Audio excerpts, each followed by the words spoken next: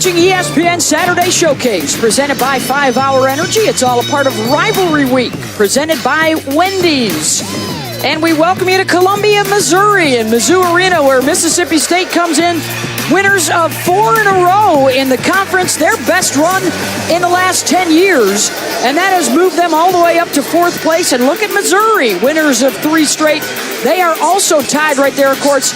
Top 4 teams will get a bye in the SEC tournament, get a double bye, as a matter of fact, as we welcome you to Columbia. Beth Mullins and Jimmy Dykes. Of course, they're excited about the SEC tournament, Jimmy, but even more so about that NCAA tournament. Both of them have their eyes on that this week. Absolutely. There's so many big games across the country today, and I think this is one of them. If you're Missouri right now, you are being projected as an NCAA tournament team.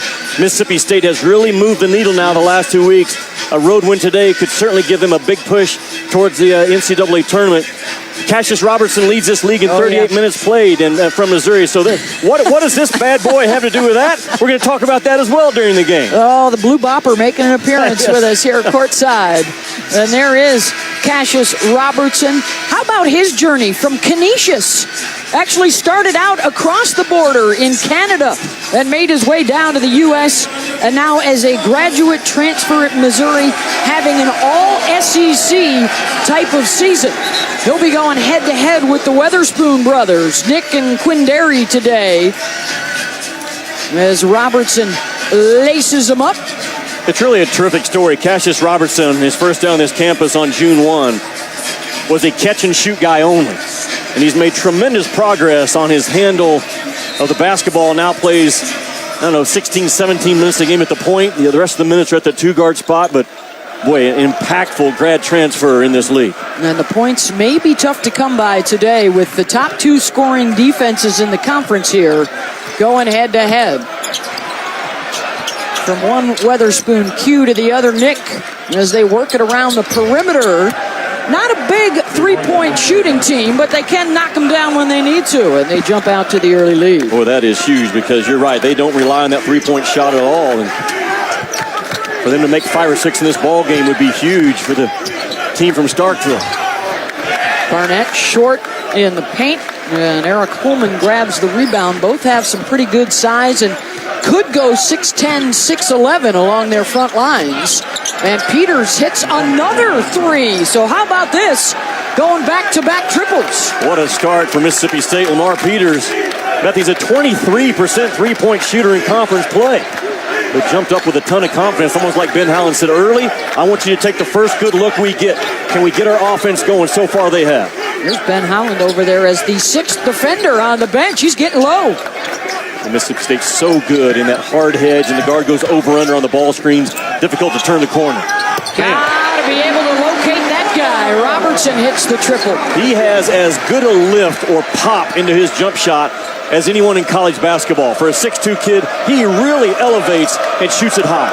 Better than 44% from downtown in league play, and this Missouri team that hits 9 triples per game.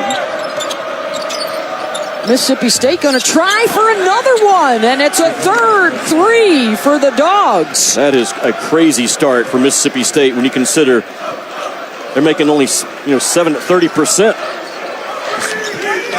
or less than that in league play. Yeah. I mean, they're at the bottom of the league in three-point shooting. And they've knocked down 3 in a row to start out the game. Kevin Puryear. They'll let him be from 19, but can't let him be from 15 as he hits. Missouri has gone to a lot of motion offense, Beth, over the last 2 weeks, really since their loss at Mississippi State. Conzo Martin came home and said, you know what, we're getting stuck on offense. Our guards can't go by people. He has put in motion. It's been about 80% of what they do now in the half court. Been a big key for Missouri is to get those contributions from their front court. Nice cross from Peters there, but couldn't knock it down. Their first miss from deep. This is Cullen Van Leer, just recently in the starting lineup the last couple of weeks. They need quality ball handlers. Turnovers have been a big issue for them this year. And count the basket and a chance for Barnett to get a 4-point play. That's just good motion offense. The ball got 3 or 4 touches. The ball went from side to side, and then Barnett works off a little pin down screen, gets his feet set, kind of an awkward stance. He didn't get that right foot up in the normal shooting slot, but Hanzo Martin has taken Jordan Barnett and he said, here's what I want you to do offense. You can take an open three, which he just made. You can straight line drive or get on the offensive glass. Simplified his game. His numbers have risen after that. And what a fit here in Columbia for Hanzo Martin, who grew up in East St. Louis, Illinois, played his college ball in the Midwest at Purdue, and now back here at Missouri, where they've got the whole season sold out. They've already doubled their win total from a year ago. Picked up a win over Kentucky last week and are now trying to get back to the NCAA tournament. And Adu travels with it. Good defense from Jontay Porter. It's year 3 for Ben Howland, but similarly good results. They've already matched their school record for wins at home with 16 of them. And they are above 500, the latest in the season that they have been in the last 7 years. And they really have a chance to move the needle today if they can pick up a win against a top 50 RPI team on the road. And they were a very vanilla offense when I saw them at the start of conference play, and they've concentrated a ton on their offense. He told you and I before the ballgame, first time in his coaching career, offense has dominated the number of minutes in his practice. Puryear on the drive, gets the land, and Kevin with a couple of baskets early. Really good decision by Puryear because he's not knocking down threes right now at a high rate. But his ability to drive under control, see the defense, make the right read, very well done. 8 unanswered for Missouri here to grab the lead. Well, look at the high hand closeouts that they have on Q Weatherspoon, respecting his ability to knock down threes. Nick Weatherspoon bothered on the shot, but he knocks it down. They rule it a 2, but they're going to take a look at it at the next break. It is crazy how Mississippi State has started this game shooting the ball when you consider they're shooting 25% in conference play from 3, only making 5 per game. Mike Nance, Mark Ellard, Peter Uzanis are officials today, and we're hearing from our truck that Weatherspoon's foot was on the line, so it would probably stay a deuce.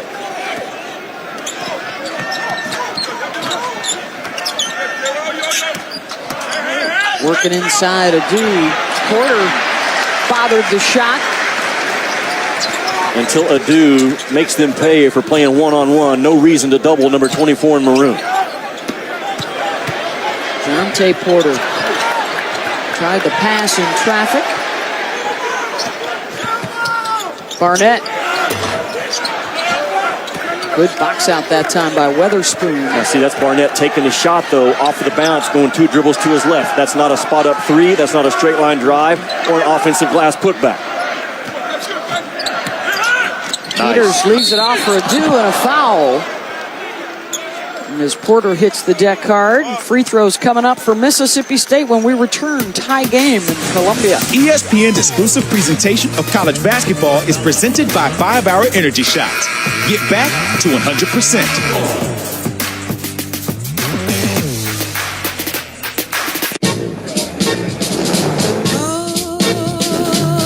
Guess what I just got? Hello, Daddy. That's what they phone. Oh, my phone. You built the flame that warms my heart, but your lying and cheating has torn us apart. And I'm moving on. Valentine's Day, huh? You're probably planning to think outside the box. My advice? Don't.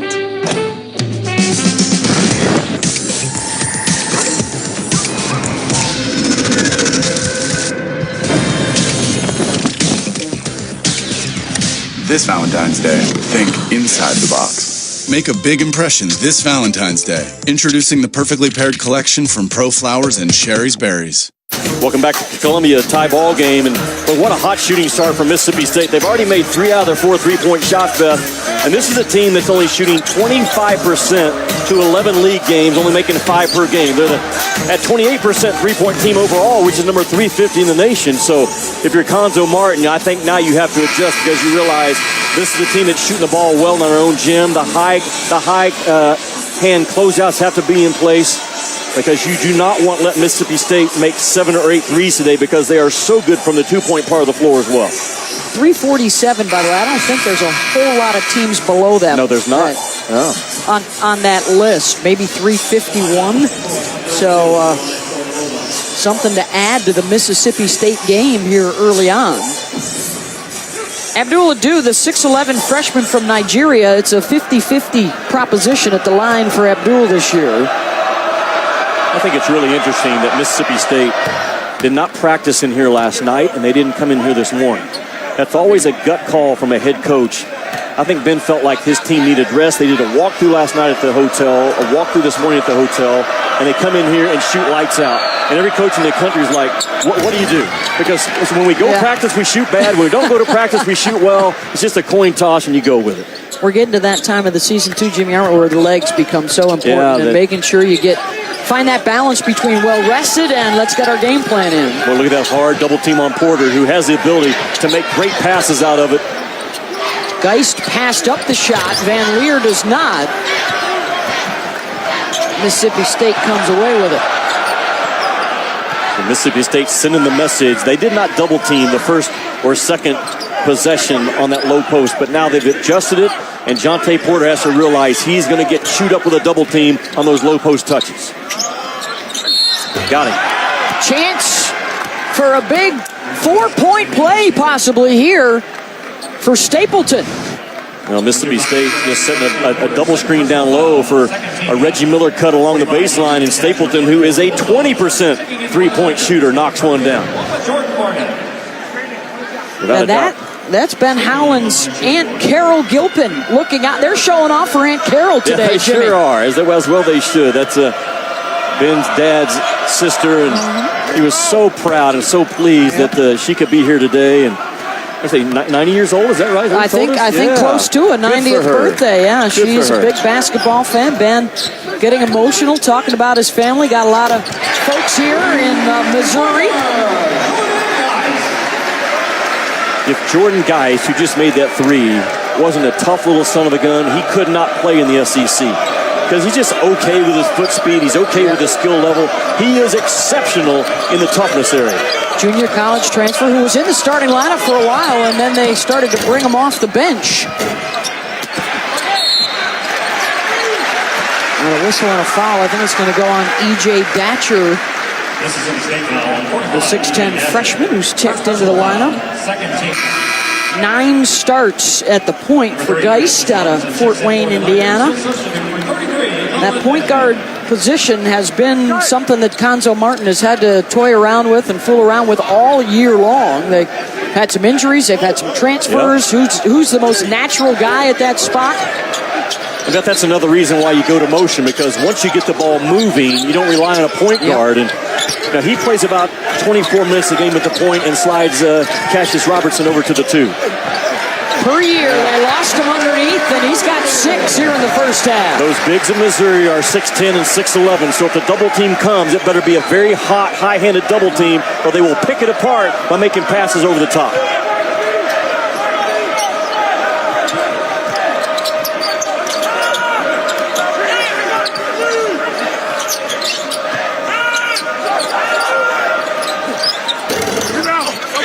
Shot off the mark.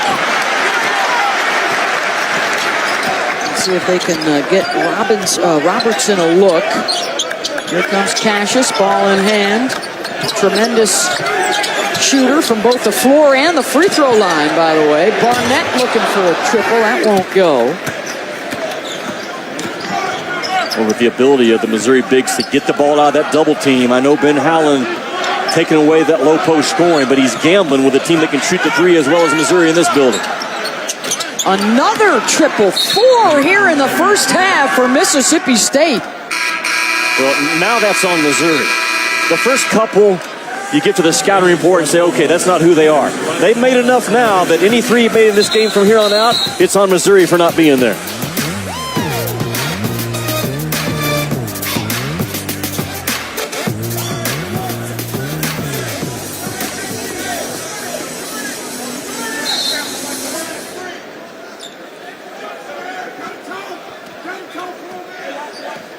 No, we thought the teams were headed for the timeout. They brought them back out on the floor. Nice Back cut. door, Barnett, got it. Now, the exception of Missouri running motion is dead balls when Mississippi State is shooting free throws or after a timeout, which is kind of what that was. So you got to look for those quick hitters if you're Mississippi State in those three situations today. Eli Wright. That was almost a run through, wasn't it, my guys?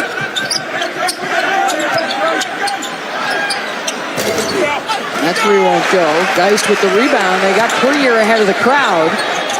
It's Robertson instead in the trail, rattles it in and out. You'll take that, though, in transition. That's who Missouri is. Make or miss. They are coming at you, and Robertson is so good getting away from that basketball for runaway threes.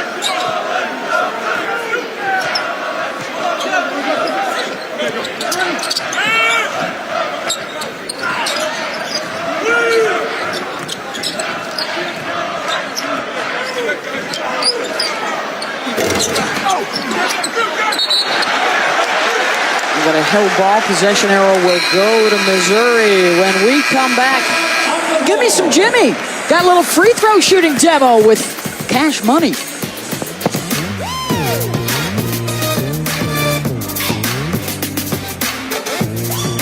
The crossover is back. Everybody on fire out there. Slam jam man! Dipsy-doo, Dunkaroo! Dickie V and Bill Walton call NBA action Wednesday on ESPN. I teed up. Damn. I didn't see no speed bump. Giddy up, giddy up, giddy up. I teed up. Hit it, yeah. Can they hear me?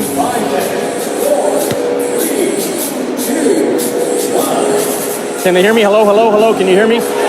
Talk. Hello. We're back. I think it's a unique situation for Cassius Robertson, a 92% free throw shooter who shoots a little different than most guys at the college level. There's a nail mark on every court in the country that lines you up directly at the middle of the rim. Cassius Robertson is not a middle-of-the-rim free throw shooter. He actually offsets his stance and puts his left foot at the nail, so now he's shooting a little bit diagonal. It's unusual, but like Cassius said yesterday, coaches across the time have talked to him about changing. That's not who he is. If you're a coach, you don't change what's not broken. A little bit of a different look, a different angle for Cassius Robertson. It's unique, the way he offsets, but you know what? He's a 92% free throw shooter. Shoots a little bit better than I do from that angle as well, Beth. 92 for 109 on the year for Cassius Robertson. And in the Southeastern Conference, that makes him second best, even better in league play. And he is the SEC Player of the Week, coming off a season-high 27 points against Ole Miss. But it is a different way of doing things. It's got to be over 99% of basketball players, right? Well, you and I both shot from the nail. Sure. Everybody shoots from the nail. You might be 1 or 2 inches one side of that nail over the other. He takes a full step to one side. I thought it was interesting when we talked about it yesterday. This kid's shooting 92%, man. He's got that really dialed in. What are the chances the arena runs their free throw shooting contest while we were trying to do, I mean, the best laid plans? Apparently the odds are pretty good because it just happened. Hey, we're going beyond the bucket. That's how you did it when you played. Yeah, you put that foot right on the nail. Never missed, yeah. That way, it eliminates you going to the right or to the left. You either miss long or short, and neither one of us miss. Yeah, that's how I did it when I played, too. 75% That's career. a good stroke. Yeah, that wasn't bad. I was a passer, not a shooter. Lafayette Leopards, right? Mm-hmm. Still in the record books. Still in the record books, hanging on. Short corner, and it's good for Jeremiah Tillman. What a difference maker the 6'10 freshman can be when he can stay on the court. He's DQ'd 7 times this year. Isn't that the truth? He has 1 foul every 4 minutes, 1 turnover every 8 minutes. Double teams kind of bother him, but he's shooting a high percentage from 2, about 55%. Big potential for him, as well as the freshman on the other side for the Bulldogs. That's Adu with that 7'5 wingspan. I think he's going to be really good. A redshirt freshman that defends his tail off, has a great voice, very good hard hedge, on-ball defender. A lot of future for this kid. Here comes the big double team. Great ball movement. Great ball movement. Robertson hits the three as everybody gets a touch. That was exceptional, was it not? To get the ball out of the double team, and then the second, third pass, bam, nothing but the bottom. Very well done. 3 ties and already our 5th lead change of this first half. Just over 10 minutes gone. A couple of teams tied for 4th place right now in the SEC. Mississippi State lost it. It all starts with a double team, and Tillman, again, because he's 6'10", he can get it out. He threw opposite, but then instead of going to the other corner, they come back to the ball side, which kind of put Mississippi State in a unique defensive rotation. They couldn't catch up, wide open for number 3. Going to give it back to the Bulldogs here as they reverse the call. Beth, does that make sense? Normally, when you throw it out of a double team opposite, the next pass is also going opposite, and Missouri was different that time. So it puts you in a unique defensive rotation, and very well done by the Tigers. This is more of the Bulldogs game right here, Jimmy, on the dribble drive, and Peters will head to the free throw line. Certainly opens up the floor for Mississippi State when they can knock down the threes early, which they were doing. Yeah, and speaking of putting a defense in a defensive rotation, this kid does it very well, Peters. Very quick, very explosive, fearless with a basketball in terms of attacking the paint. And he's trying to do it today against a Missouri team that is very heavy in their slot defense off the ball. And Missouri a little bit less depth right now with Jonte Porter out with 2 fouls. So what was a short bench getting a little bit shorter early. Peters gets the roll. Lamar, the sophomore from New Orleans. For a Mississippi State team that has already beaten Missouri at home this year. This is their 2nd meeting. So after the free throw, Missouri's going to come down and run a called play, a quick hitter. Mississippi State sniffs it out, and now Missouri's going to have to play ball and make plays. Barnett, hard off the back iron. Tillman going up to get it. Nice ball fake and the lay-in. That was a big boy rebound, was it not?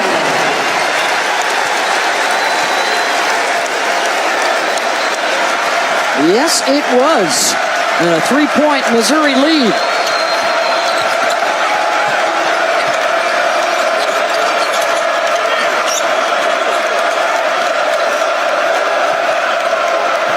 Quindary looking for the ball screen. Finds some space.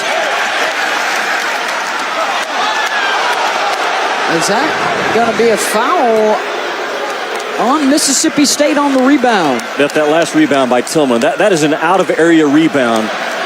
Leaning on somebody's back when they box you off is not making an effort to go to the glass. Tillman didn't just lean on the guy's back and say, "Coach, I tried." No, he spun off of it, went and found the basketball out of his area, and got 2 soft paws on it. Very well done. And then he just had the nice box out at the other end, the first foul on Stapleton. Tillman is from Conzo Martin's old stomping grounds out of East St. Louis. And that was one of the things, of course, that the Tigers were hoping for, that with his contacts here in the Midwest and certainly in the St. Louis and Kansas City areas, their recruiting would pick up, and it has. What a hire, not only from Missouri before this league, to get Conzo Martin back in his part of the country and let him go to work. On the breakaway, Weatherspoon. No, Stapleton, second chance and a third time is good. All right, Missouri just got outworked for about 5 seconds because it was equal opportunity to run. The maroon jerseys got there first. Credit that with Quindary. Ball's got to get moving. We're in motion. We got to move the ball. Set screens. Let's go. Purrier trying to back into the paint. The spin. He is having himself a first half. 8 points now for Kevin, 1 shy of his game average. Beth, he's a trustworthy guy on that left block because he wants to get you on his left shoulder so you can come back to his right shoulder and use his left hand. Stapleton. Well, they hit their first 3, and now it's dried out beyond the arc. That's not the shot that Ben Howland wanted.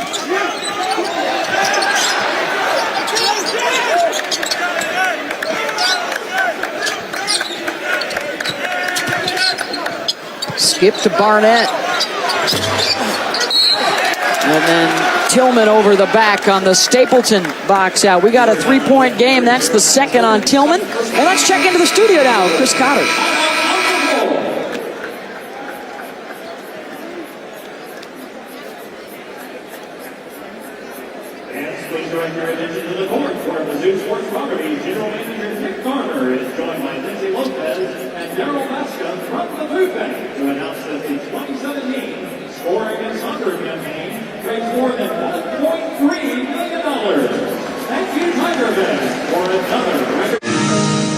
They were welcomed and saluted, then challenged and tested. Before they were champions, they were the rookies at the Masters. They say you don't choose the app chooses you. It can stream the games and shows that I love, and it's there whenever I need it. Top 5 Big Ten Titans headline a Sonic blockbuster. There is not a team that is playing better basketball than the Purdue Boilermakers. Man, that's hard to stop. Purdue, Michigan State, today at 4 on ESPN. Oh, that's a doozy coming up at 4 Eastern on ESPN. Purdue had their 19-game winning streak ended midweek by Ohio State, and now Michigan State. It's only, the 5th time now in 25 years that the Big Ten has a couple of teams going head-to-head in the top 4 nationally. That surprised both of us. Yeah. When we sat down here and started going through this stuff. The Big Ten has not won a national championship in the last 17 years. Is another streak that could end this year. Yeah. Here's what I like about Purdue and Michigan State. Purdue's beating people by 19 points a game. Michigan State's beating folks by 18 points a game. That's a sign of power when you can do that consistently, as well with Cincinnati and Villanova doing the same thing. We're going streaking today on the ESPN networks. Got a big Saturday planned. You got Cincinnati, winners of 15 in a row. Yeah. As Robertson knocks down the 3. St. Mary's. Yeah, you got St. Mary's 19 in a row. That's the biggest in the country. And Virginia Tech, the Cavs, the Wahoos with a 15-game winning streak. I don't know if we'll have enough time to go to Best Buy or Home Depot. But Virginia, nice little Saturday planned anyway. Virginia does not turn it over. Like 14% of their possessions, they don't turn it over. So as a result, you're going against their strength for the major part of the game, which is their half-court defense. I love that Virginia team. This is the situation right now for Missouri. A couple of bigs with a couple of fouls. Jeremiah Tillman and Jonte Porter, both sitting right now. It's been an issue throughout the year for Tillman. The one positive you mentioned, this has been a turnover-prone team, but they don't have one yet today. Talking about Virginia doing so good at it. Missouri so far so good. Robertson, another 3. Cannot let that happen. Not in this building. He shoots it too well in any building, but especially to give him wide open looks. Timeout, Mississippi State.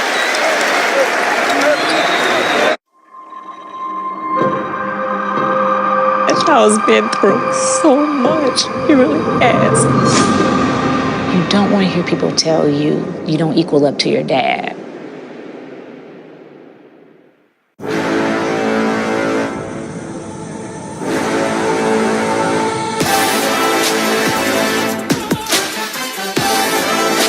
Introducing the new Infiniti QX80. Infiniti, empower the drive.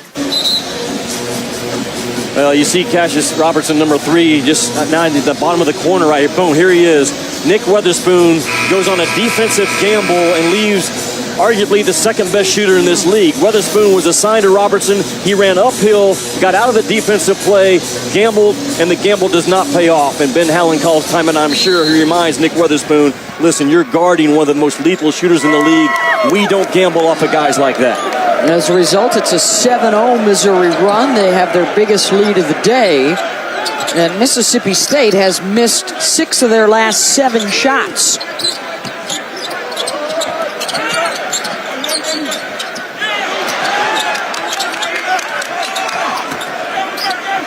Adu on the drive, and he's fouled by Reed Nico. Missouri, Beth, is switching a lot of the ball screens that Mississippi State's throwing at them. If Mississippi State is patient, they will get some mismatches with Adu or Holman around the rim. Second trip to the line for Abdul. He's now 2 for 3 on the day. I'm a big Abdul Adu fan. 6'11" redshirt freshman that his background is such a humble background, but because of that, he has a very humble, thankful spirit in everything that he has and just everything he does. 26 minutes a game, hard hedge guy, recovers with effort. I love 24 in maroon. Look at him get out there and hard hedge that ball screen. Nico fouled underneath.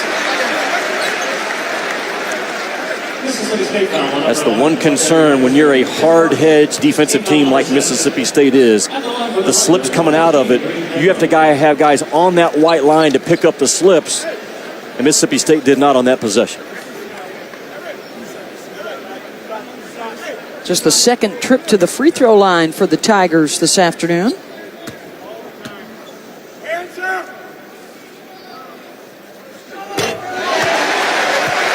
Reed knocks the first down. He's a 50% shooter.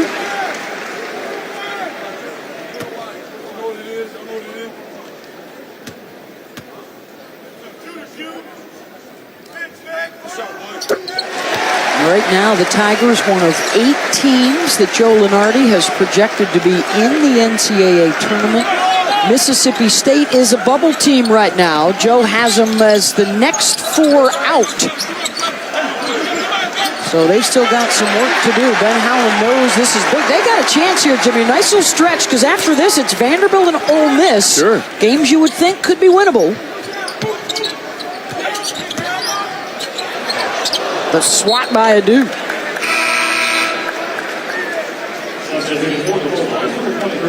Coming your way on Big Monday, an ACC matchup for you at 7 Eastern. Going to be Notre Dame and North Carolina. That'll be on ESPN and the ESPN app if you happen to be out or multitasking on Monday night. Of course, the Heels coming off that big home win over Duke. Yeah, it's a tremendous strength of schedule. North Carolina will probably have the #1 overall, but I mean, that's that kind of game that can kind of really get North Carolina going. And how they did it to come back and really just outwork Duke is what I saw. Foul out in the open court. How about a little Conzo Martin wired for you? Contested, they made a couple shots, make it hard on, but you help guys. Communicate with each other, build your wall. I ain't worried about that. I can't, man, I can't. Hey, you got to sprint the ball screens, man. Take it away, guys, take it away.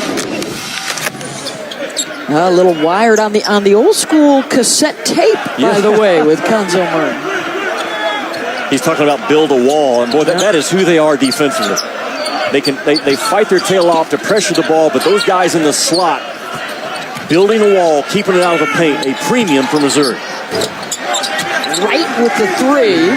Of course, Martin, a Gene Cady disciple, and Ben Howland from the Rick Majerus tree, so defense very prominent in the coaching upbringing of both these guys. Absolutely right. Both of them really fight hard to guard that ball. It doesn't matter what you do on defense. If you can't guard the ball, you ain't going to win games. Courier tried to drop it off for Nico, a bit overambitious, but it's Missouri on top. ESPN's exclusive presentation of college basketball is brought to you by Wendy's Hamburgers, made with fresh, never frozen beef. I was made in the shadows of greatness, shaped by the hands of legacy, forged in the fires of racing. I've been challenged, tested, and proven. Whether it's on that track or off, the truth is, what you're made of is what you're made to do. This is a presidency gone off the rails. They tried to assassinate me, and I am the one under investigation. Welcome to the resistance. I swore an oath to protect my country. I will end this. My presidency's just been hijacked. All it takes is one wrong move. people start dying. The country is in free fall. You're acting like it's me off my meds. I will hunt you down. I will kill you. Homeland. Season premiere tonight at 9.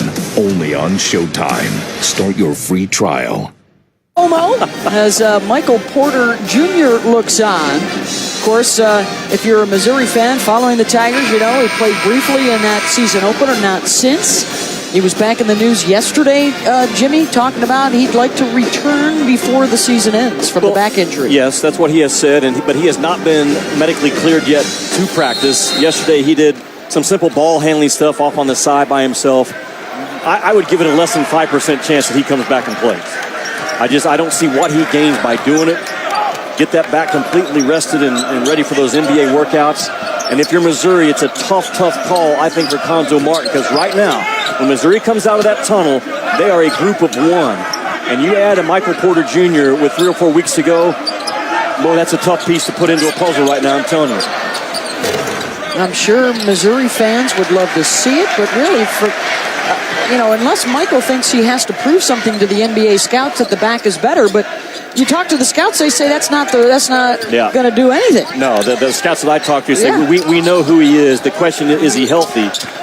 I can feel the heart pull for him wanting to play with his brother. Yeah. That might be the thing that would really motivate him to come back, but I don't see it happening. From what I've seen, from what I hear, I don't think Michael Porter Jr. plays for Missouri this year. Shot clock down to 1. Robertson found some space. They lost the one guy they couldn't lose. He is a great story. I mean, the number of makes that he still makes today, even on days that they practice. He'll shoot before practice, he'll shoot after practice, and then come back late that night to get his 500 makes in. All shooters need to be in a groove and make sure they have their touch. This kid works at it. He deserves to make shots. 14 points in the first half as Holman scores. Robertson has not missed a minute here today. In fact, rarely does. He leads the SEC in minutes played, just as he did at Canisius. Hardly came out of the game. That he's a low-maintenance guy. He has a very simple way he recovers. He doesn't use all the fancy equipment that Missouri has to offer, because he said, we didn't have it at Canisius. Yeah. Like I stretch. That's my main thing to make sure I'm ready to go. But, boy, when he gets his feet set, a great drive by Prairie to find what I call a backside bomb, the backside of the defense. Robertson always spotted up, ready to stroke.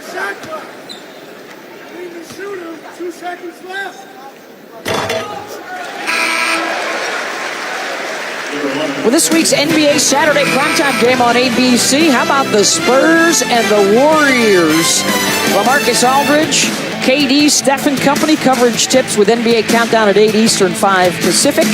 Golden State right now a half a game up on Houston in the West. San Antonio right now sitting third, 7.5 games back. Warriors have won 4 of the last 6, by the way, in that head-to-head matchup.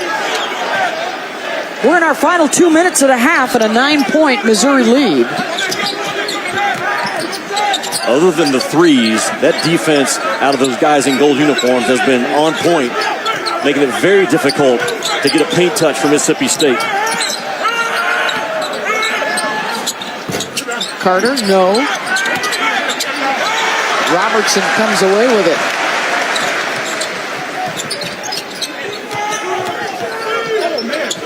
Well, they missed Barnett cutting to the rim. You may have heard him shout out, "Oh, man." Yeah. He had some room.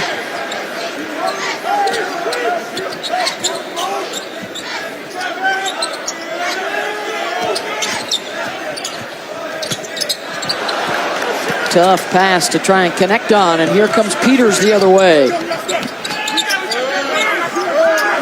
Well, the high hand closeout from Missouri have to stay on point. The way Mississippi State has shot so far. High hand closeouts, then rake down when the offensive player brings the ball down as well. Another ill-advised pass. So far, Missouri has held the Weatherspoon brothers to a combined 7 points here in the first half. And a timeout. Cuonzo Martin wants to set up a play here in the final minute. Well, Cassius Robertson, the grad transfer from Toronto. Jimmy, you had a chance to spend some time with him. Let's talk about that. What's the biggest thing for you in your recovery? Stretching for sure. I get extra stretching in at night when I'm at home. Just watching TV or something like that. I try to do some hamstrings and some quads. My knees get really sore sometimes. So yeah, I try to get in an ice tub once in a while. Ice and the Theraguns I use a lot. That's probably the main thing I use for sure. Low maintenance guy playing high level ball. My kind of guy right there. Don't need that fancy stuff. If you touch my toes, let's play again.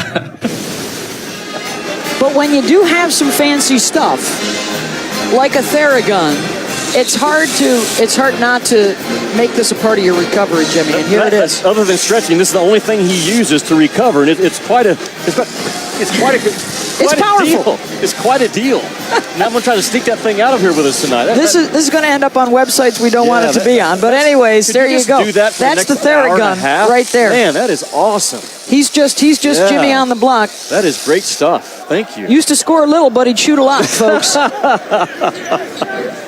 Oh, so true is that. Not a truer statement made in college ball today than what you just did.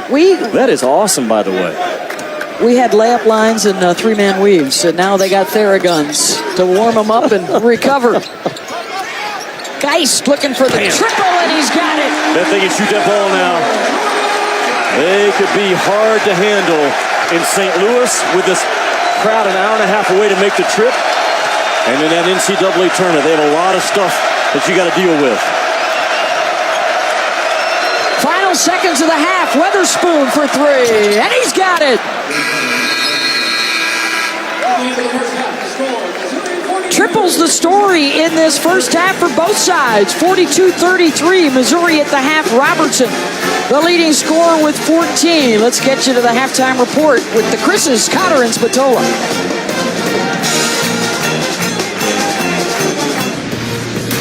You're watching ESPN Saturday Showcase, presented by 5 Hour Energy, and it's all a part of Rivalry Week, presented by Wendy's. Your key statistics as we get set for the second half. The rebound margin for Missouri, Cassius Robertson, 14 points, including 4 3-pointers.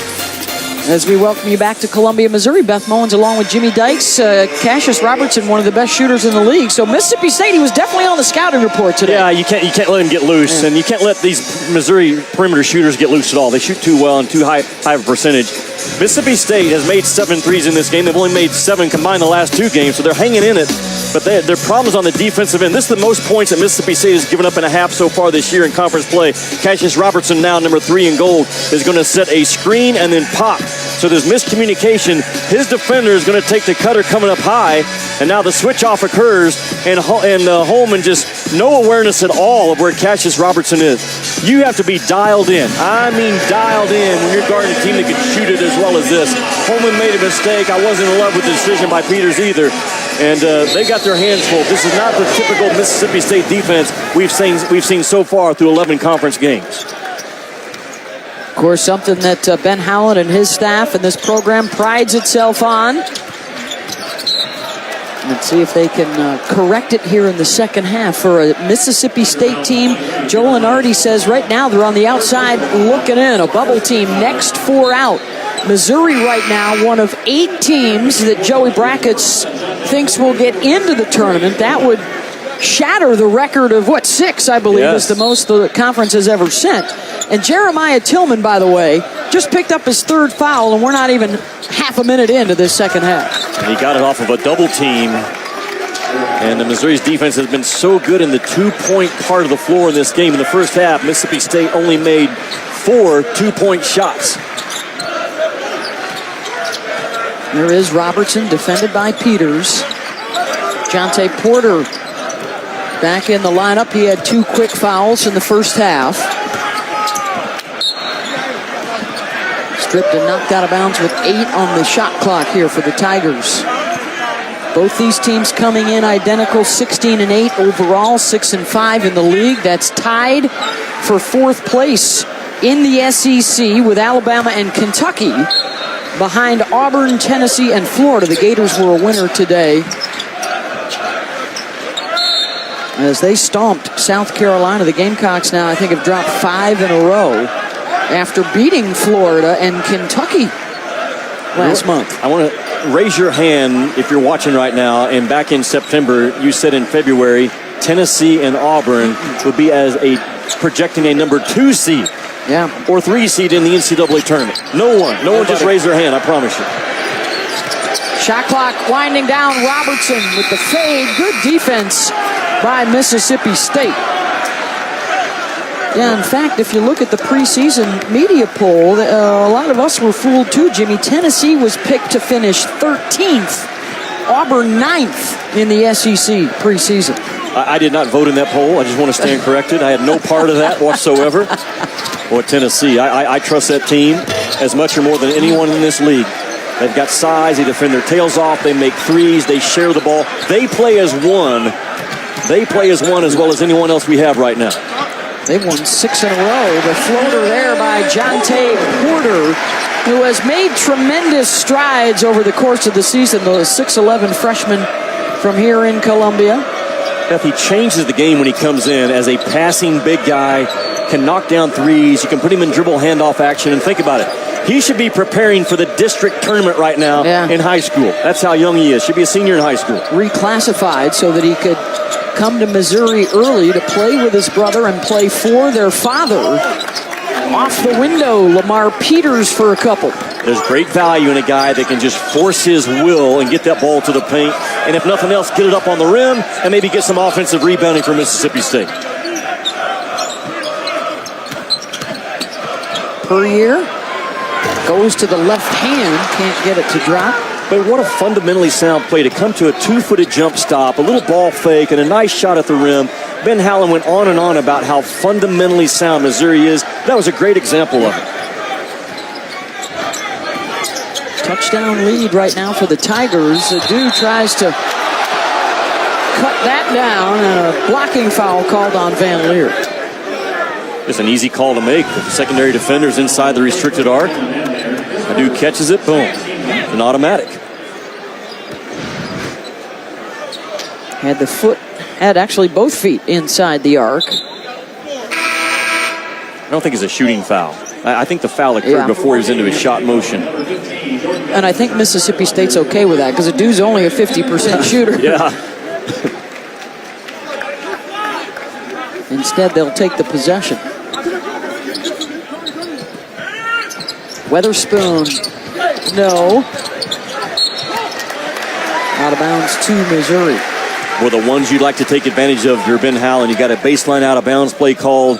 Very difficult to score against this Missouri set half-court defense. Can you steal 3 or 4 baskets in this second half off of an out of bounds play or a special play out of a timeout? Going to be a reach-in foul on Quindary Weatherspoon. I think he got the ball the first time, but then the hand the second time, and that's his second foul. Well, Ben Howland needs Q Weatherspoon to score. They're a different team when he's hitting his average, which is at 16. He's only got 5 so far today.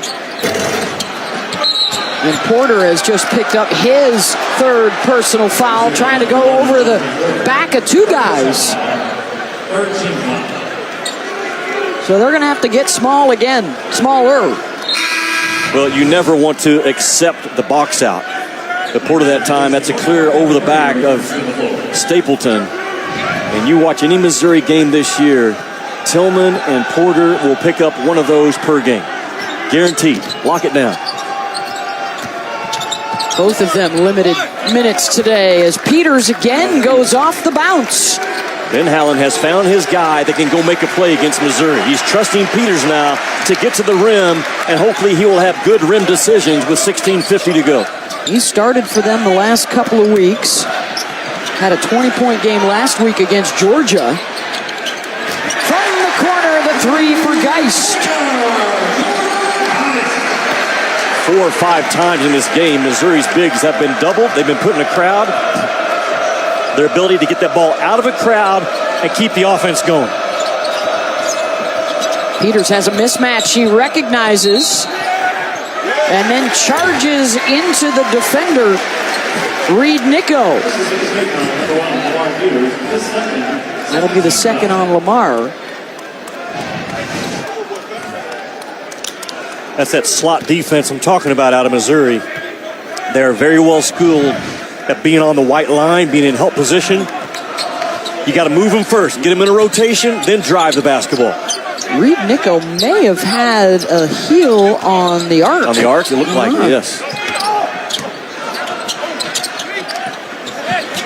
Nico, they didn't seem to have the proper spacing there. And here comes the breakaway. Weatherspoon.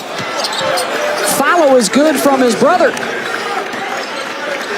And as soon as the ball went through the net, Ben Howland was up about get back, get back, get back. Because Missouri, they're coming right back at you.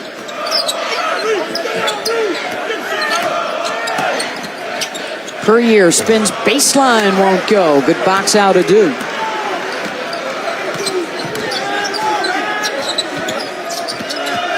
Peters weaving his way into the lane. Second chance. No. Adu's going to be called for over the back. 6-point Missouri lead early in this second half.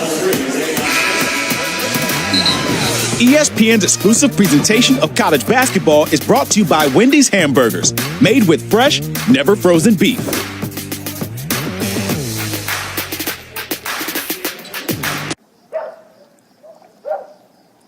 Alexa, call Ashley.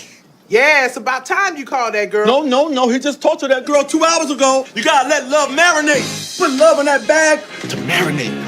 Love gonna be in that bag like, I can't wait to talk to him tomorrow. What? And then after it marinates, you're gonna pull it out. JB, who's Alexa?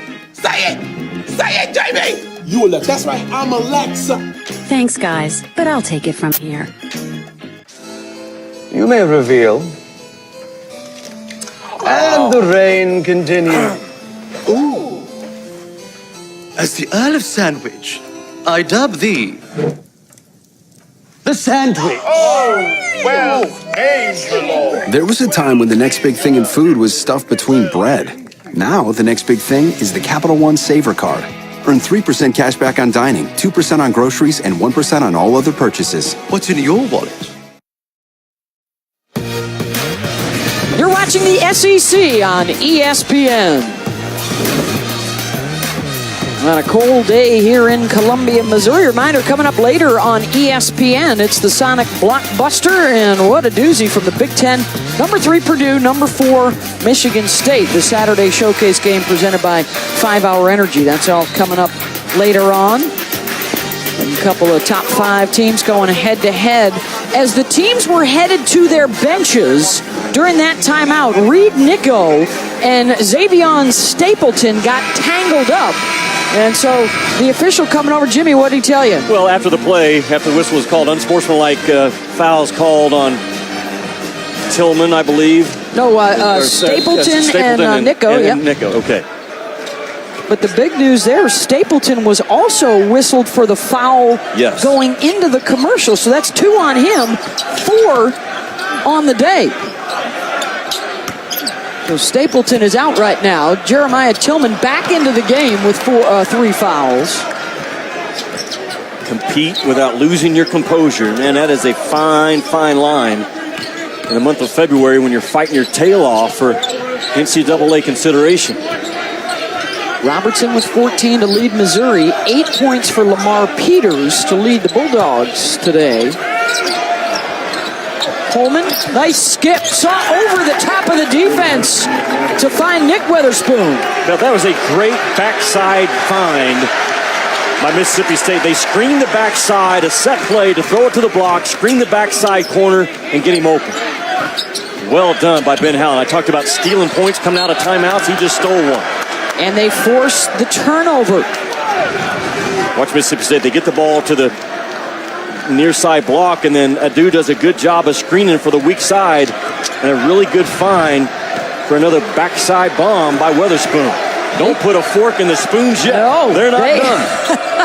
And they can completely eradicate a 12-point deficit with a triple right here.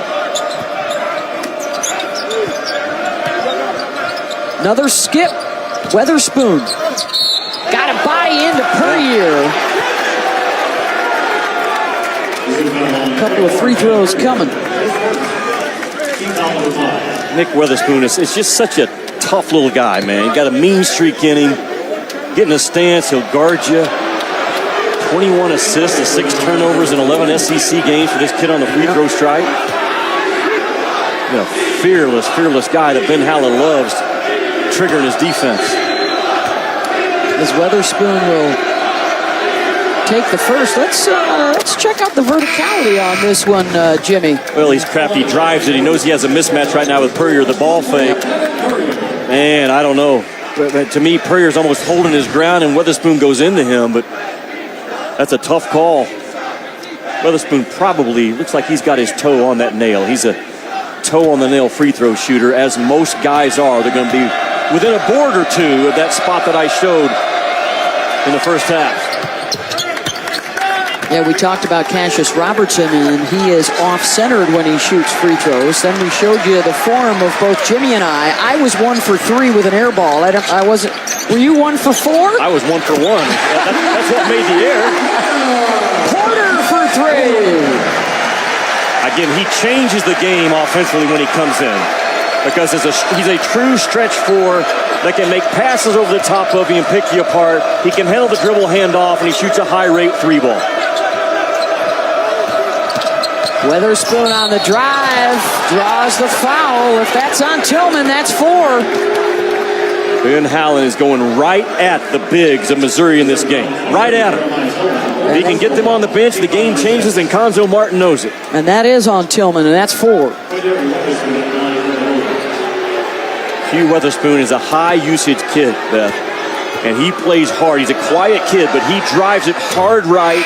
He makes big threes, and he flies to the offensive glass. And that was a great example of that hard right drive that you would write in a scouting report on this kid.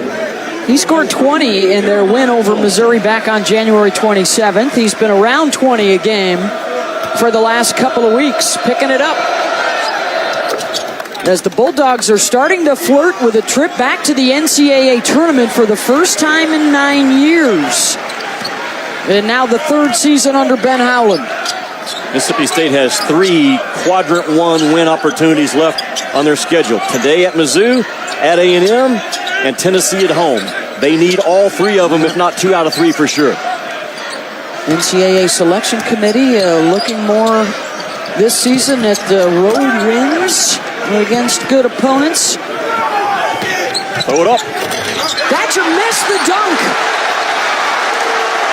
Couldn't send it down. That is a huge miss, especially if Missouri comes down and knocks down a shot.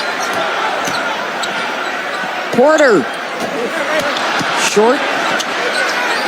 By the way, the selection committee has its release tomorrow of their predictions for who the top 16 will be as of tomorrow.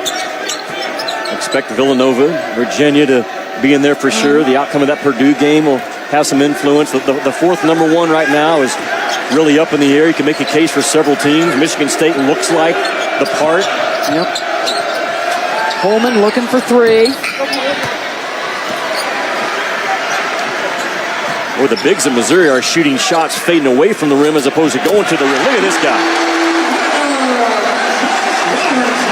And a steal on the inbound and a foul as Mississippi State got a little lazy.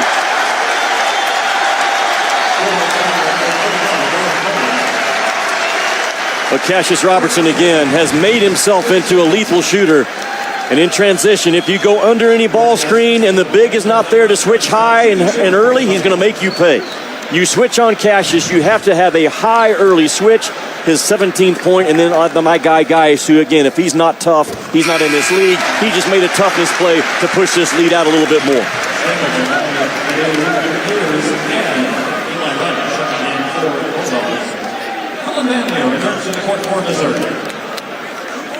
There's 2 guys, Beth, on this Missouri team that have the DNA to fight you, especially defensively. It's Geist and Tillman. Geist knocking down a couple at the line and a little breathing room for Missouri. What a big miss by Holman on the layup. That was a huge, it took the wind out of Mississippi State for a minute. The lob, Peters to Weatherspoon. And Nick off the glass, 12 minutes to go. He's got 14 now to lead the way for Mississippi State. Good cut. Backdoor Van Leer from Barnett. Both coaches right now, off a free throw, makes or misses. They're calling set plays, and you have to be ready for them. Ben Howland with a twirl call. What's the offense right now from Konzo and Ben going on? Yeah, it popped up. Again, the last 2 weeks, Konzo has been 80% motion, which is what he is. Old school, back to Gene Cady, Eddie Sutton, that lineage. And Ben Howland has spent well over half of his practices on offense for the first time in his career. Better offensively, a reason why these are two of the hotter teams in the league. Robertson, Weatherspoon got stuck on the screen. Eli Wright with the push. Peters off the crossover, got it. How tough was that? He showed the ball fake, and Missouri didn't go for the initial ball fake on the three because he's not a three-point shooter. He kept his dribble alive and back dribbled a little bit, kind of got the defense to relax, then bam, the explosion. Look at this. You relax, I'll get to the rim. Very well done, Lamar Peters.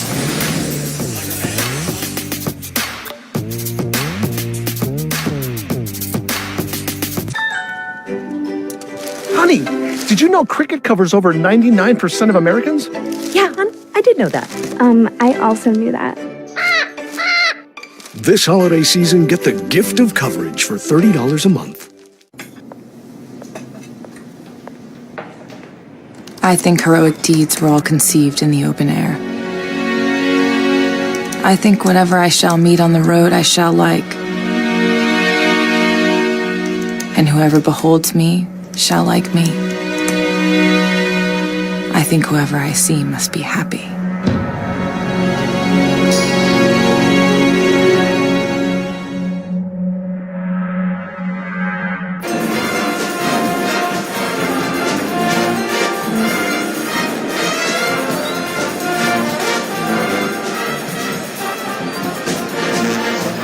All right, thank you very much, Chris. Of course, Jayhawks in a fight for first place in the Big 12.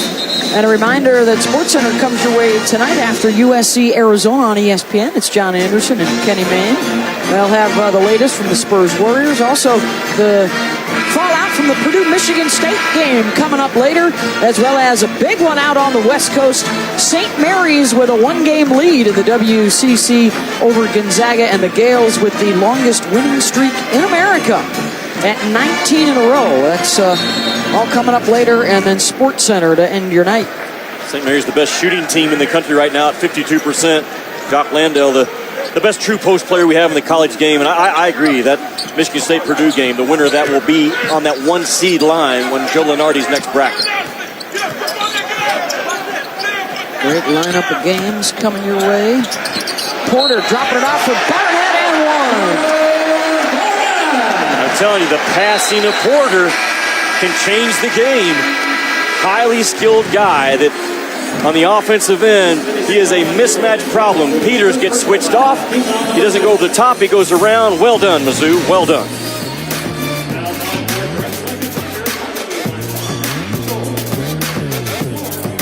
I can see a lightning.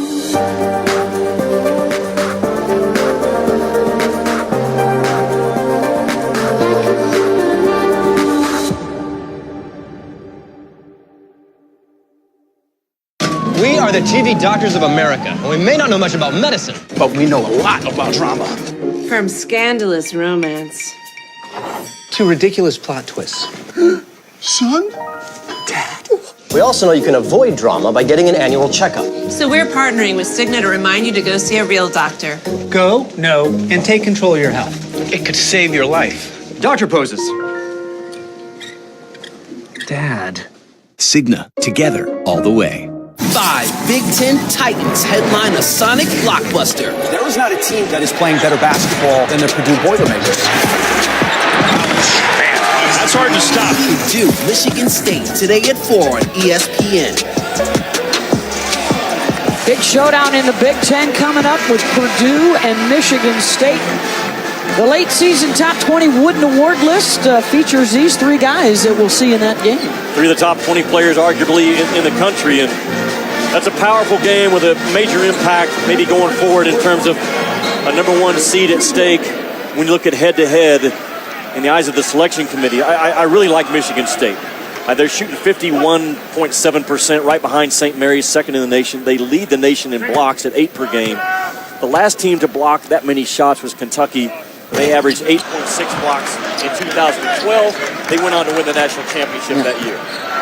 I think the wild card with them is going to be, we don't know the weight with the off-field, the off-court stuff going on in East Lansing. We don't know what they're going through every day there, and whether or not that will, I'm sure, will continue to be a big story as they move to the Big Ten tournament, as they move into the NCAA tournament. It will keep coming up. Absolutely.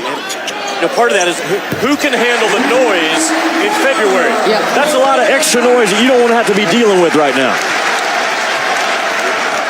Geist hits a big three there to extend the lead. Missouri's been up by as many as 12 today. Mississippi State chipped away, got it back down to a one-possession game, and now the Tigers have responded. I expect them to respond with driving that ball. That's how they've gotten back in the second half. Q settles for a long three.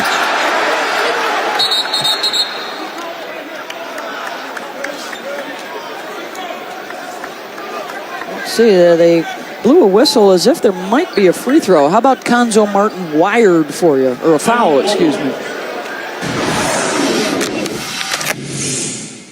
Hey, listen, I got it. Mikhail, stop trying to wrestle with their big guys, man.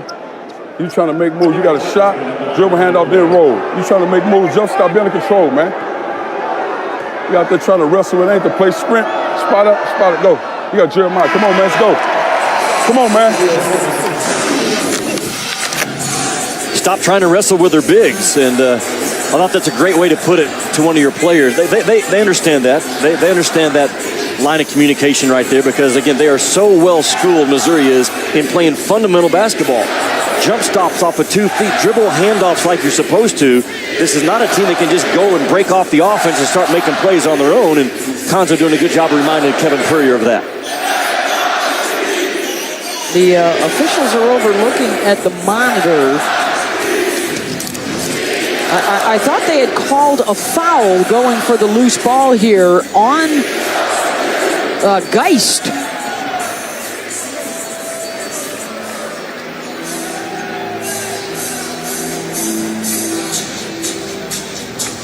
I mean, Geist was able to tie up the ball, but he had to foul, turn over the back to do it.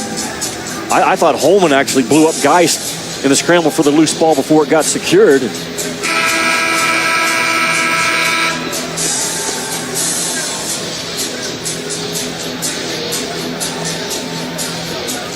I don't know, Beth. I didn't see anything other than what got called. I think they were looking at the clock now as the indication we're getting, so they adjusted the time on the clock. Or took a second off the shot clock. And here we go. Yeah, the possession was gained, and then he was tied up. And right call. What has Ben Howland do out of timeouts right now? He's been good so far in this game. Weatherspoon open for three, and he knocks it down. Very well done. He wanted Q Weatherspoon on that baseline Miller cut. Reggie Miller used to make a living off of that for years in the NBA. Just that simple baseline cut off of 2 screens for an open 3. 9 triples for Mississippi State today.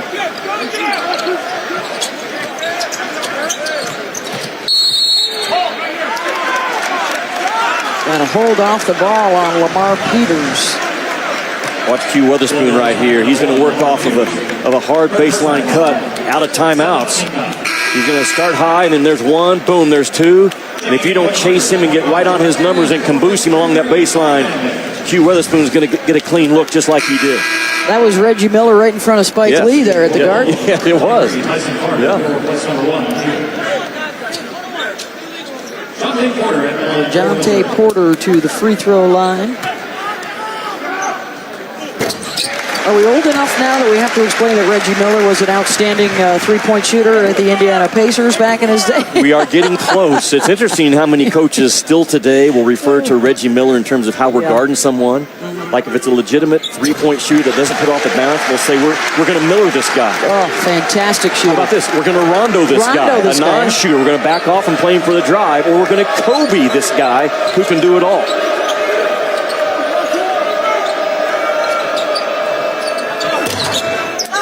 That shot off the mark. Rebound to Robertson. Leading all scorers with 17 points today. The SEC's Player of the Week. Here he goes off the bounce. He should have passed it one bounce earlier. Porter would have had a layup. Porter wants to clear out because he's got the smaller defender on him. 5 on the shot clock. That's a very good double down by Stapleton because he was leaving a lethal three-point shooter to do it, and his long arms deflected the pass out. Tried to inbound it right to Jonte, and they lose it. Quindary to Nick. Weatherspoon to Weatherspoon, and a foul on Puryear. That was a fantastic defensive play by Q Weatherspoon on the other end to trigger this break. He sniffed it out. He knew that they were going to try to go to Porter because there's a short clock. With 5 on the clock, your best option is to throw it from the out-of-bounds guy to the block. And Q Weatherspoon smelled it out and was there to get the deflection. Man, a lot of ball by Puryear.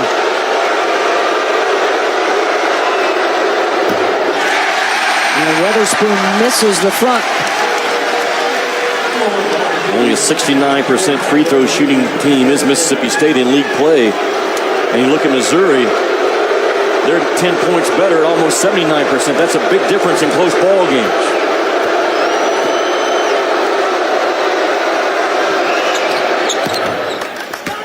Gets 1 of 2.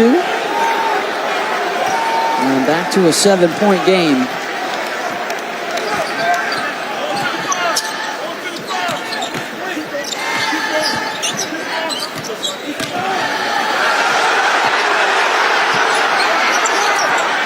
Peters with the strip.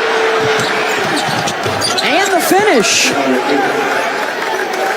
Fantastic individual defensive play by Peters to strip a guy that was dribbling really pretty low, and then the speed to finish, I thought was some contact as well. Beautifully done. Porter on the drive, no. Holman boards. And here comes Mississippi State. That was a ton of contact on Porter. Now, the defender goes straight up and not get outside of his cylinder. He has the right to do that, but there's a lot of contact on that shot.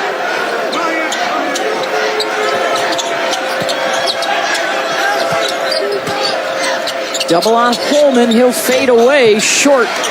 Why would you shoot that shot out of a double team, a fadeaway 13, 14 footer? Not a good decision.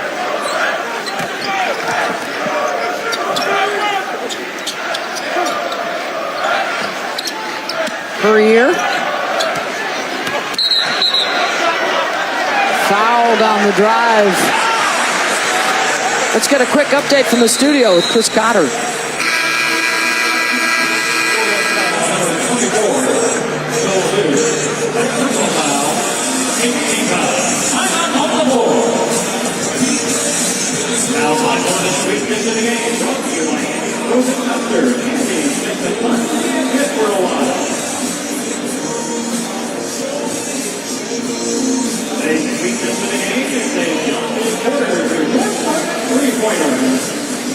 Look at you, Tyson Anytizers and Crispy Strips. You help fuel greatness. You'll just have to make the ultimate game day sacrifice and be eaten.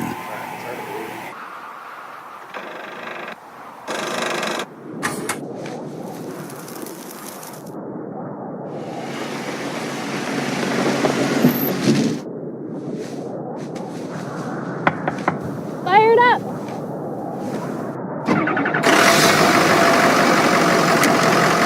Duralast, proven tough so you can plow through winter. And only at AutoZone, America's #1 battery destination. Welcome back to the SEC on ESPN.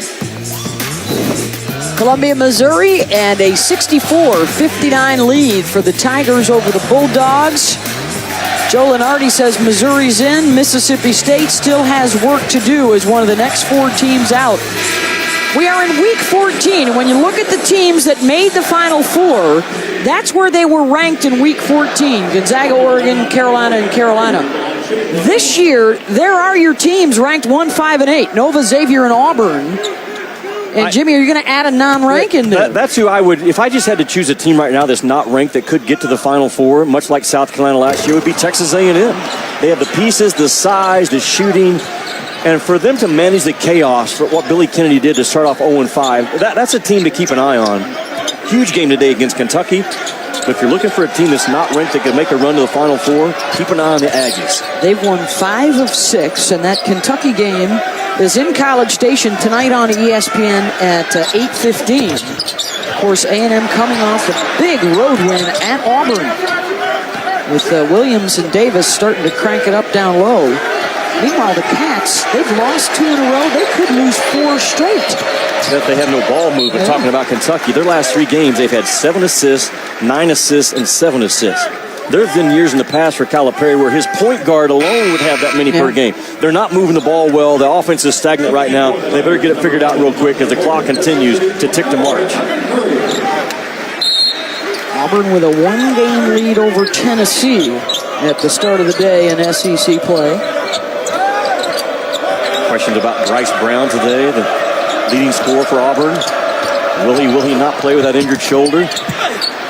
Second chance to do, third chance is good. I think the report was Bryce was not in the starting lineup, right, this afternoon? Remember in the first half I talked about the value of the guy that can get the ball up on the rim? That's what Peters just did. He got a paint touch, got it up on the rim, and allowed a dude to come in and clean it up. There's value in guys against Missouri if you have a kid that can do that for you. And here they are, right back to within a possession. Robertson short on the shot. Tillman offensive rebound. Lefty hook is good. That was a big-time play by Tillman because he was going against another grown man and a dude. Kept his patience, didn't turn it over. Nice soft pause around the rim.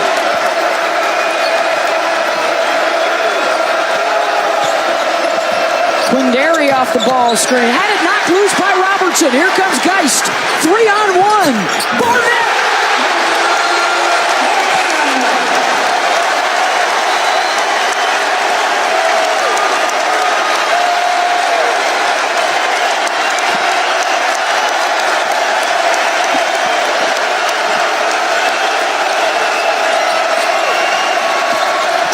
Peters in the paint. Hangs and hits. Just stay with it if you're Ben Howland. That's a crowd silencer. You don't want to come down and fire up a 3 when the building's like it is right now. If you're Mississippi State, very well done to quiet the crowd and get a tough 2. Here it is. The building is roaring right now, and they don't take a quick 3. They work some clock and then trust the guy that can go get a paint touch to make a tough 2. You can't draw it up or want more from your team than what Ben Howland just got. But the play before that, look at Geist. Boom, it's going right. No, it's coming back left. Bam, the finish by Barnett. Jordan Geist, his ability to run the point and free Cassius Robertson up to be a scoring point guard. So now you have 2 point guards on the floor today for Missouri that are both knocking down threes at a high percentage rate, and the Missouri bench explodes. 5-point game, 4:50 to go. And if you look on your scoreboard on your screen there, you'll note Mississippi State, no more TOs. They just called their last one. 3 left for Missouri. Yeah, they have that under 4 media timeout, and that's it. And what a clean game for Missouri today, Beth. Only 6 turnovers. And they've been in the worst in the league at turning it over at 21% of their possessions. So a clean game so far for Missouri taking care of the ball. Moving closer to mid-February, and here are the projections for the SEC with 8 teams in. Mississippi State, right now the 9th team just outside, next 4 out. And Auburn and Tennessee projected 3 seeds at the start of the weekend. Why this game is so crucial for Mississippi State. They're only down 5 on the road with just under 5 to go. Can they find a way to get enough points against a Missouri defense that has been pretty well locked in the second half? And can you keep Missouri off the glass? The first thing that Ben told you and I before the ball game, we got to box them off. We got to keep them off the glass. Can they do it the remaining 4:45? And Mississippi State desperate for wins. They really didn't pick up a quality one in the non-conference. Wow. Tillman, another turn in the lane. How good has he been on his last 2 touches to throw those big shoulders into the defender and shoot an unblockable shot with the outstretched offset hand. Struggling through foul problems all day. Mississippi State settles for the outside shot.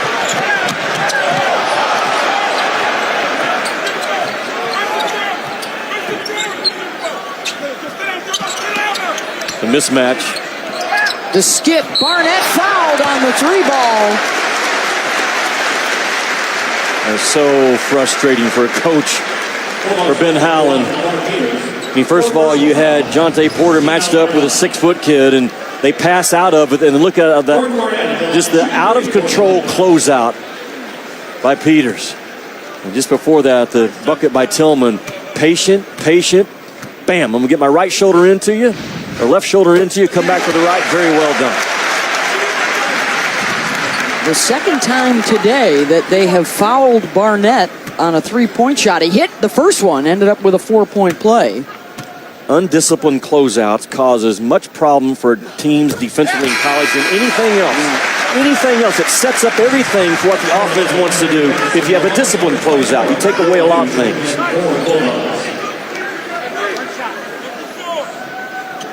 Peters will check out. So again, they were able to work it down to a 3-point game, and now Missouri extending once again. I think Ben took Peters out just to get his attention on the bad play of the foul, but he'll bring him back in at the next under 4 timeout and let him go the rest of the way because they need him on offense.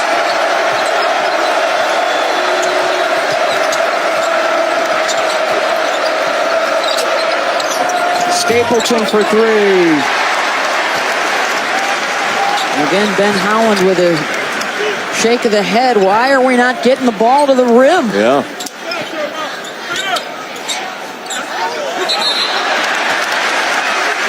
Foul on Weatherspoon. A 10-point game, 3.5 to go, and a timeout in Columbia.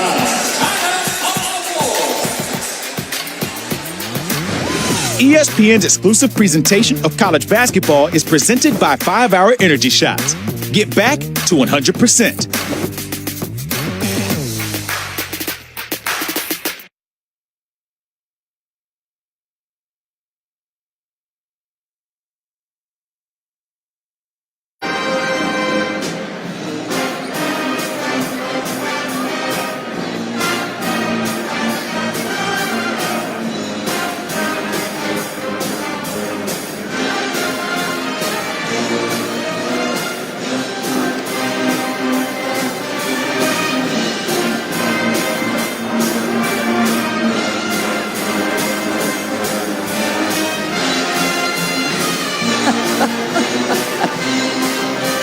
Thank you very much, Chris. We got a 10-point game here in Columbia, Missouri. 3:35 to go, and we've got Conzo Martin wired for you.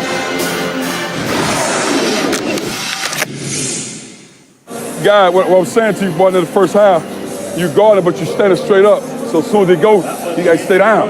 Arms length, stay low.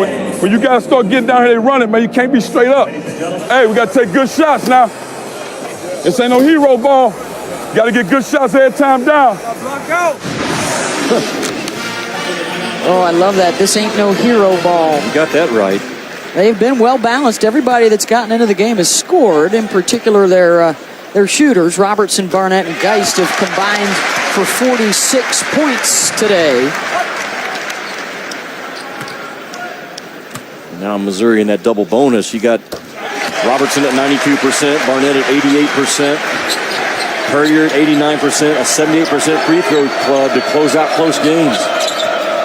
Peters pass deflected, but it goes right to Adu. Well, Ben Howland brings him back in like I thought he would because he needs his offense. He needs Lamar Peters to be good now getting to the paint with rim decisions with over 3 minutes to go. And here comes the full court pressure as well after the make. They got Porter in a pickle. He threw it to me, and I'm not eligible. Saved by Robertson. Geist threw it away. Had 2 guys open on the other side. Stapleton. And he too gives it up. There's a lot happening there. First of all, Stapleton didn't travel. He ran with the ball. So that can kind of take you by surprise sometimes as an official. Very, very fortunate not to come out of that thing with 3 or 4 points hung on him.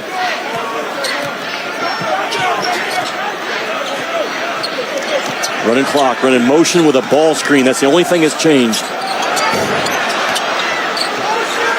Not a solid possession from Missouri. Can Mississippi State make them pay? The only good thing about possession, they didn't turn it over. They did use clock. Trying to be positive with you, Beth. Peters to a do. Stapleton open look. Raining threes in the first half, but a drought in the second. Well, the ones you have to make. Wide open on the road, down 10. Fighting for your life to get to the NCAA tournament consideration.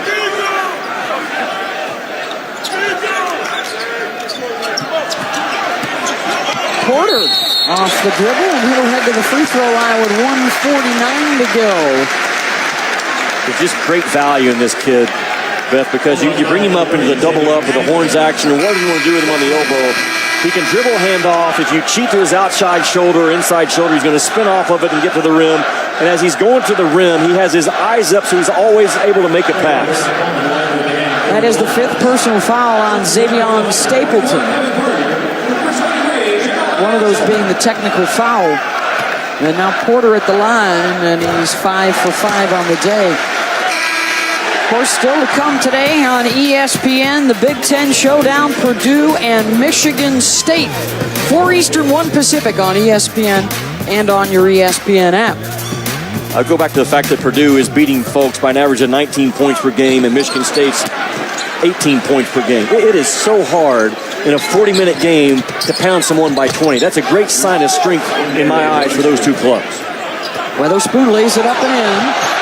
And he's trying to catch Robertson from behind, and a foul, and then a technical foul. As the freshman Nick Weatherspoon got a little lippy.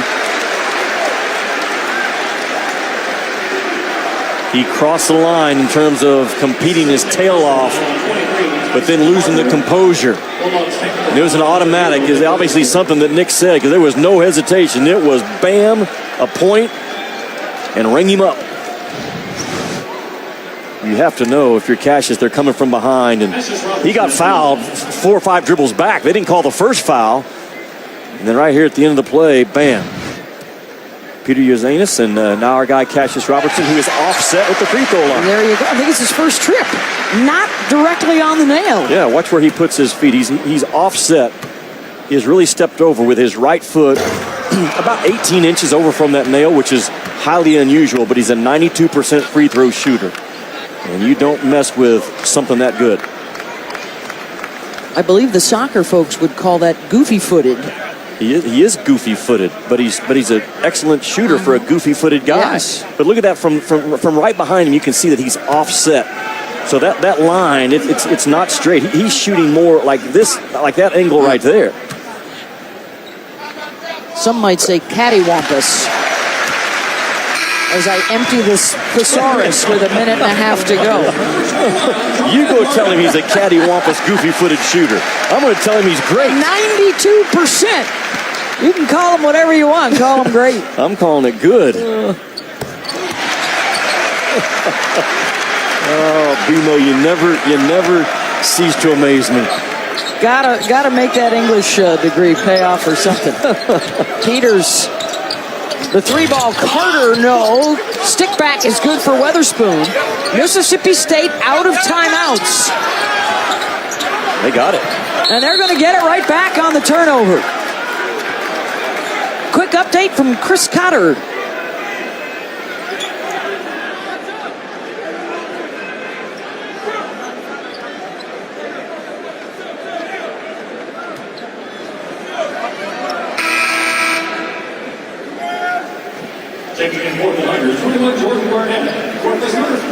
Thank you, Chris. Mississippi State to inbound. Northern Missouri force this catch out and then lock in defensively. Peters gets into the lane for the lay-in. This thing is far from over. Quick trap of Geist in the corner. Van Leer helps him out.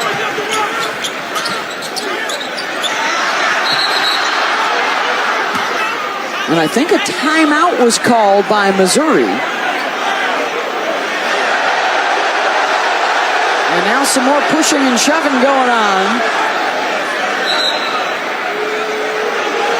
Geist and Quindary Weatherspoon. There was definite contact between the players there.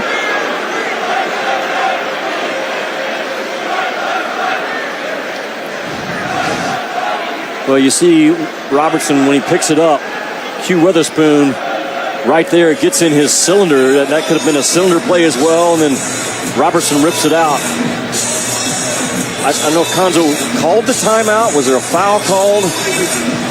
Just a lot of stuff going on. I think the timeout was called first, and then Q and Geist get into it. And we'll find out. We've already had one offsetting technicals called against a couple of guys, and then a whistle technical on Nick Weatherspoon for talking back to the official. And now it's Quindary and Geist exchanging some pleasantries, and the official has come over to talk to Jimmy. Well, it's a double contact dead ball foul that's going to offset between 15 and 11. The two guys that we thought it would be on, so it will be Missouri's ball out of bounds. They did get the timeout called, and they got it recognized, and that's when the dead ball contact fouls occurred between Geist and Q Weatherspoon.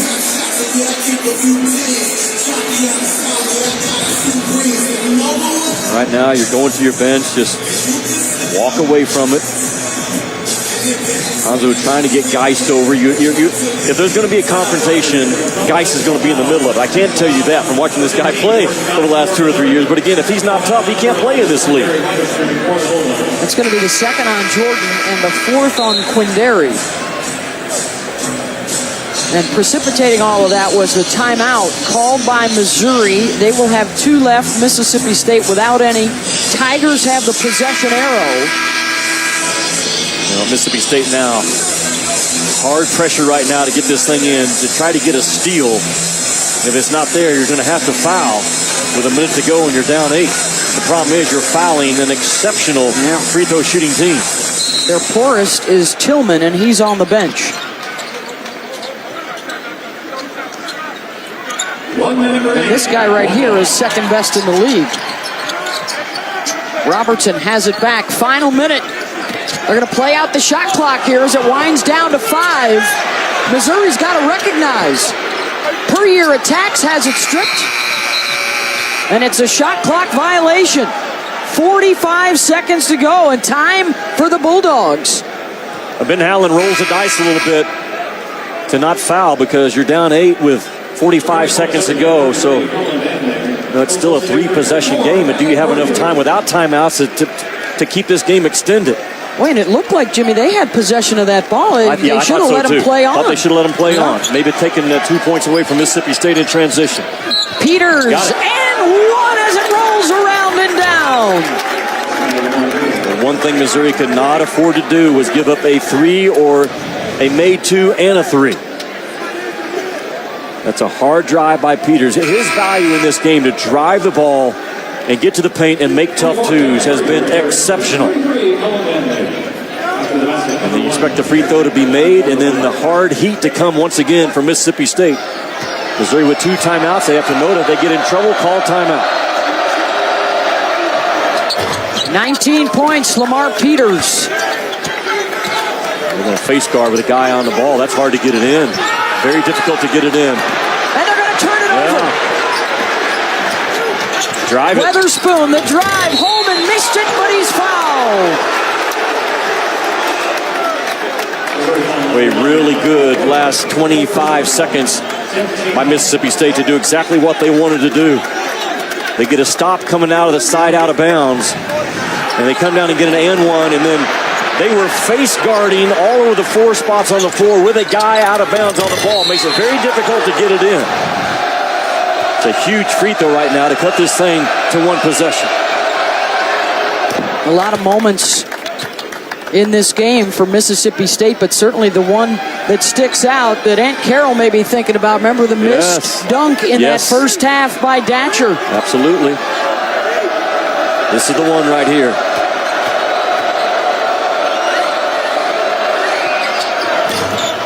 Got it. 9 unanswered. They got size on the ball. You're going to have a hard trap. They got him. They got him.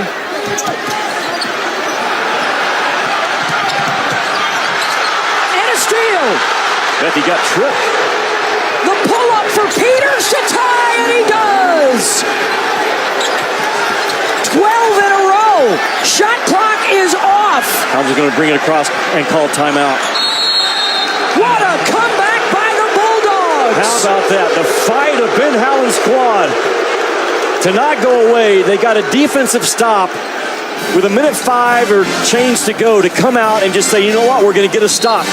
And from that point on, everything has gone their way. But they've made the plays happen. It's not like they've gotten break. Right there, I thought that's a foul. That's a foul that did not get called as a triple on the guy with the ball. And then Peters comes down, a 20% shooter. Bam, nothing but the bottom.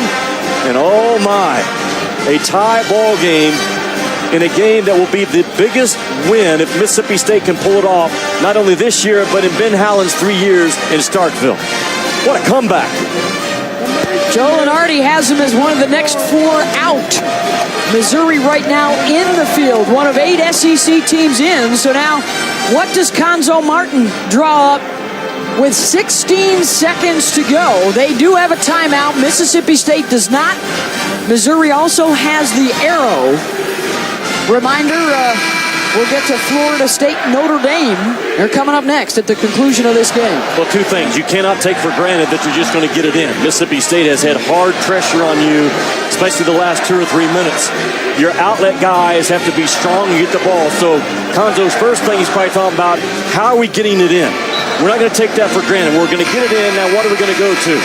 You don't really have explosive guys that can just go get a paint touch on their own. So it's going to be some type of a ball screen action or an entry pass to the post and let their size try to take over. You want to take the shot soon enough, Beth, if you're Missouri, to allow yourself for a chance of an offensive rebound.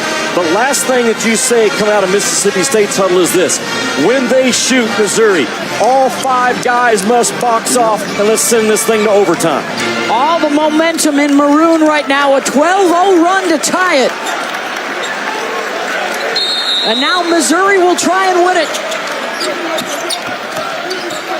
I'm telling you, it's not going to be easy. Cassius is not a one-on-one guy. You're going to bring a ball screen to him. What are you going to do? They're going to let him try to make a play. He's looking right now for what the call is. He'll take the screen. Game clock is down to 2. Geist for the win. Overtime in Columbia. Not good offense at all by Missouri. Not at all. And they take a timeout with them into overtime that could have been used possibly there to clean up the last few seconds. What a comeback by the Bulldogs. Don't put a fork in the spoons. I said it earlier. A remarkable comeback for Mississippi State as we get set for overtime. Bulldogs and the Tigers. A 12-point lead gone in the final moments. On a 12-0 run, Lamar Peters with the pull-up 3 to even things up.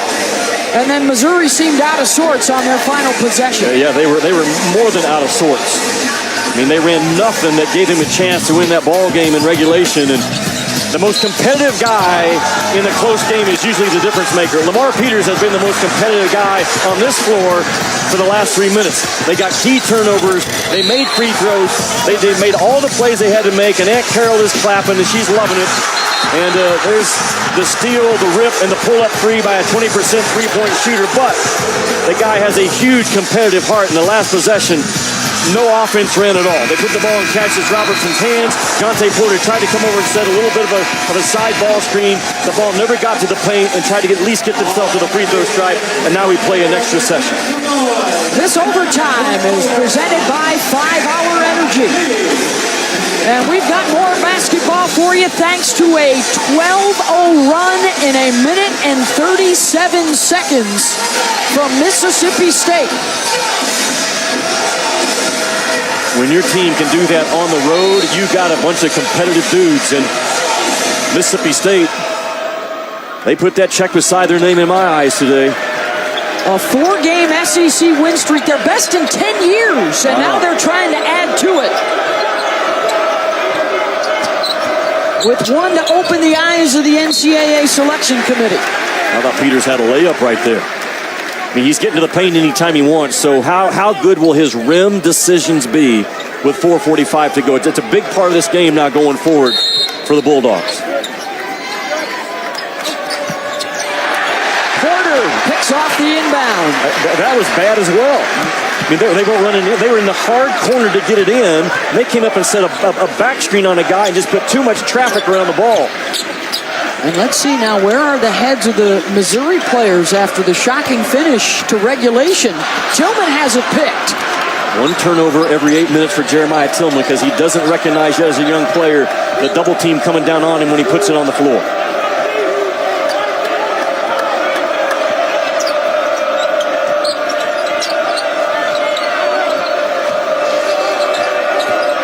Peters. The kick out. Holman for 3. That's short. To start the day, Mississippi State was in Joe Lunardi's first 4 out. That's how impactful this win would be for the visitors if they can pull it off. Against a Missouri team that in the last 10 days has beaten Alabama and Kentucky. Porter in the paint, offensive foul. Mississippi State has no worries to switch Peters or Nick Weatherspoon, their point guards, onto a big. They trust their toughness, they trust their position. That's the proper call. Porter with a hard bang and a turnover. The turnover's now starting to pile up just a little bit on Missouri in the second half. And that is the 5th foul on Jonte Porter. He's done. It's a big loss because he changes Missouri offensively when he's on the floor.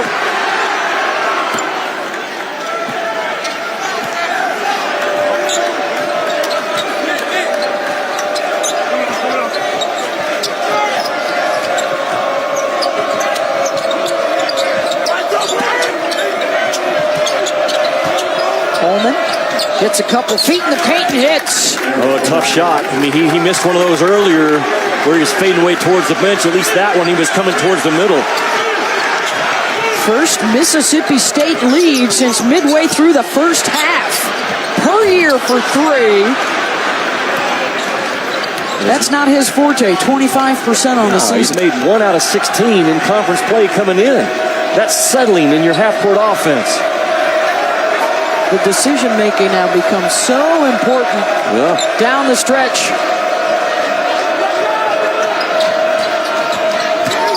Peters, 4 defenders around him, still came out with it. Holman hits the 3. How did he not get called for a travel, but his ability to secure the basketball in a crowd and find it out. A good paint decision by Peters, what was almost a turnover. There's a foul called on Mississippi State. How about a 17-0 run right now, Jimmy? That's the right call because the defender got his arm on the ball and knocked it free, and then Peters comes up with it. A 17-0 run that is a lot of it's been triggered by Peters. Holman makes it tough too, but Peters has taken control of his team in the half court. Ben Howland knows Peters can get to the paint anytime he wants. You'll see a heavy dose of that for the next 2:28. He's got all 5 of their points here in overtime, does Holman. And then Geist misses the free throw.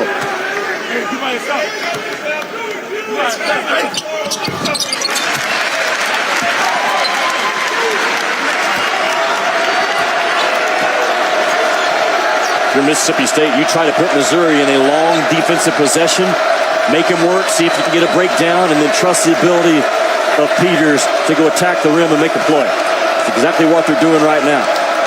Just making it a long defensive possession. They're not running offense, not risking a turnover. They're going to stay with their strength. And here he goes. Peters step backs. Tillman got a piece of it. Adu had time to come down and go off too. You know what I'm saying? Yeah. I mean, you're right. There's 4 seconds on the shot clock. Adu had plenty of time. He got sped up.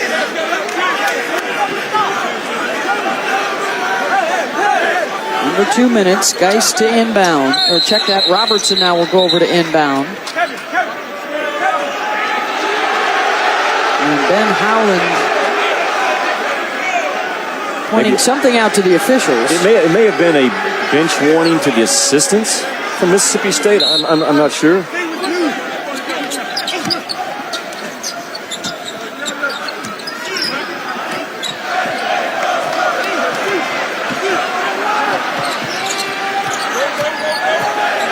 Robertson, Barnett, corner three off the side of the backboard. Robertson stepping back for three. And I think they're going to call Mississippi State for the foul on the rebound. Jordan Barnett has been active on the offensive glass. He hasn't gotten a lot of them today, but about every other possession, he's awfully close in terms of just flying around that rim and maybe saved a possession right now and possible points because of it. Third on Nick Weatherspoon. Barnett 91% on the season from the line. Huge opportunity for Mississippi State. When you consider their non-conference strength of schedule was 294. They didn't get anything done. So they have to pick up those top 30, 40 RPI wins, the remaining schedule in the SEC, and this is one of them. Just a crazy good year around the conference, so competitive. I'd run some offense now and make Missouri work a little bit instead of just the stationary offense they ran the last possession. Holman aggressive. Count the basket. No, they're going to wave it off. Offensive foul.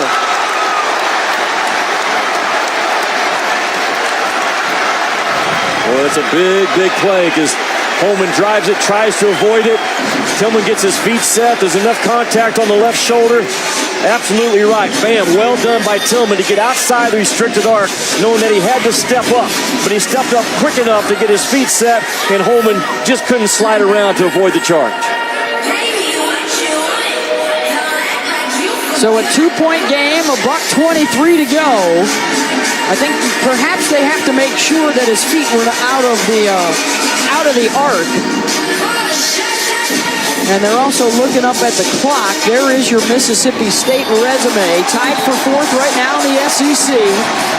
With the RPI of 55, Lenardi says they're the next four out right now. They've got 3 good wins right there. They all came within league play. Again, Tillman he's outside. Yeah, his feet are not in, on, or above the restricted arc. The right call.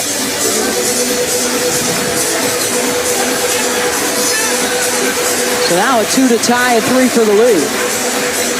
Well, Missouri's offense has been stagnant, though, in my eyes, the last 3 or 4 minutes. Not enough movement, not enough aggressiveness, and they're having struggled to get it in again. They got him dead. He is absolutely dead in the corner. A rough time with the pressure. Well, you just got to play. Hugh Weatherspoon lost a sneaker. Step back, Robertson. No, tip is up there from Perrier. And they're going to let Spoon get his shoe back. The ability of Missouri to climb on the offensive glass. Ben Howland told us about 2.5 hours ago what concerns you in this game. He said the ability of Perrier, Tillman, and Porter and Barnett on the offensive glass. They don't go hit first and find the ball second. Perrier with a big tap in for a tie game.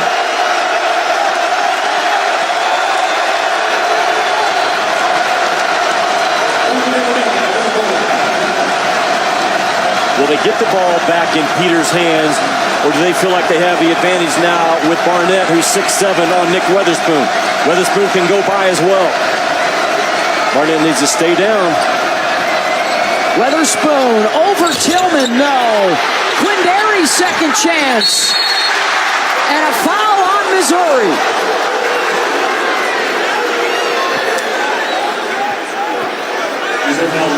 And on the other end, you don't go put a forearm in the chest of Hugh Weatherspoon. Robertson tries to box him off with his back on his front, and that's not going to work. Robertson doesn't have to be concerned about getting the rebound. You got to go put your forearm in Hugh's chest and make sure he doesn't keep the ball alive. I believe the call was on Barnett there with a shove of Adu. Officials checking. They want to make sure they got the right shooter. Abdul is 2 for 4 at the line today. A 52% guy on the year. And he's shooting it right into the student section.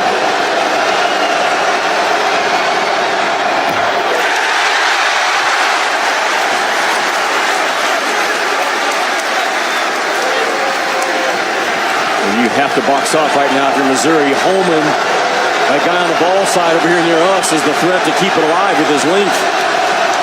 Step into his legs, take away his ability to jump and keep it alive if there's a miss.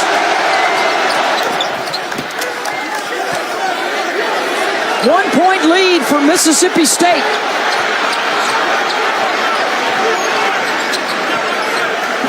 Gonzo will call the play and let him go. Certainly they'll want Cassius to get a touch, and here he is. Can you get the ball to the paint and at least get fouled? Shot clock winding down again. They have timeouts. Puryear for 3. Got it!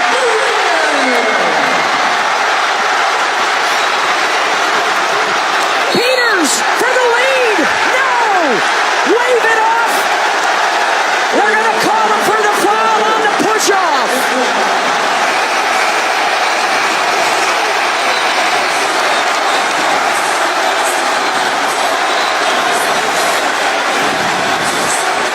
Well, there's the push right there, extends it. Well, there's not a lot of contact, and Geis does a great job of selling it. A great job of selling enough of the contact, and Cassius Robertson drove it, and the three-point shooter, Puryear, is 1 out of 17 up until that point in conference play.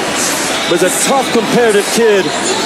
You want your most competitive guys on the floor to close out games because competitive guys find ways to just make shots, and Puryear is one of those guys who fits that description well.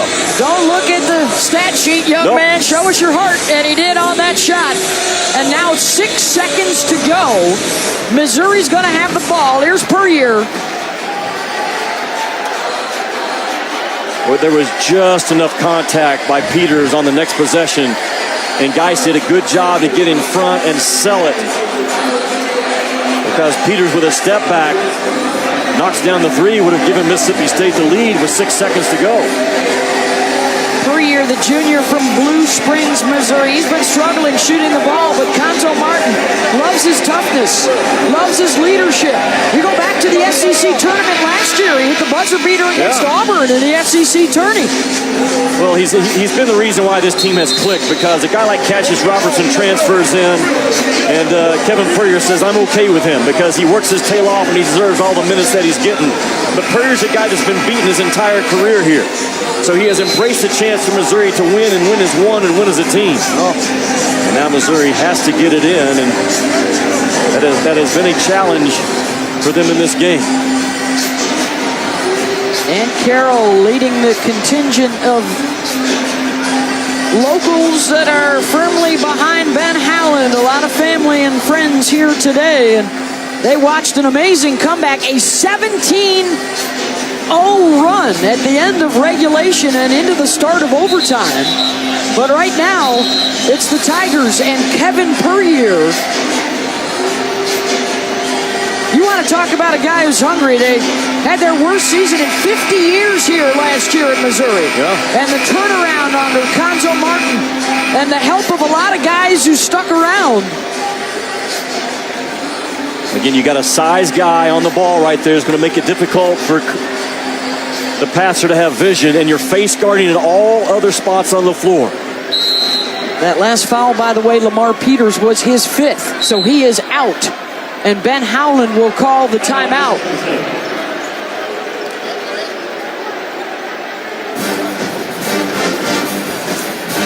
Well, if Mississippi State doesn't get the quick turnover, obviously they're going to foul, and hope Missouri that only will make one of the 2 free throws coming to them. They come down and have a chance to still send this thing into another overtime if it's an 88-85 game at that point. For Missouri, you have to do something to make sure that you get this ball in. And you got to get it in cleanly. Again, Mississippi State is putting size on the ball. A 6'10 kid is on the ball, so you're taking away the vision of Cullen Van Leer on that sideline. That's the first thing that Missouri's having to deal with. They can't move. It's a frozen spot on the side as always. So if you're Missouri, do you run some type of a screening action and then slip a guy to the ball? I like this setup bet that Missouri had. They were showing us. They had people away from the ball, lined up to come to the ball. That's the best way to get it inbounds. If they don't get it here, and they have to foul, Missouri is 21 for 26 at the line today. Beth, you're dealing with this right here, that size, that 6'11 size. Now you have to deal with if you're Cullen Van Leer, who's 6'3". That's the first part of this project for Missouri. They switch it, somebody better slip. Well, they didn't do it. Well done by Mississippi State. Very well done, as good as you can do it. So nobody with timeouts left. The arrow is with Missouri. Both teams are in the double bonus.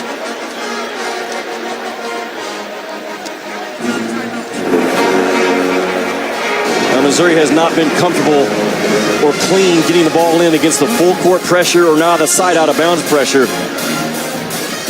And with no timeouts left, you have to at least throw it in down here, at least on Missouri's end of the floor. Even if it's a steal, now Mississippi State has the ball with only 5 seconds to go to come 80 feet.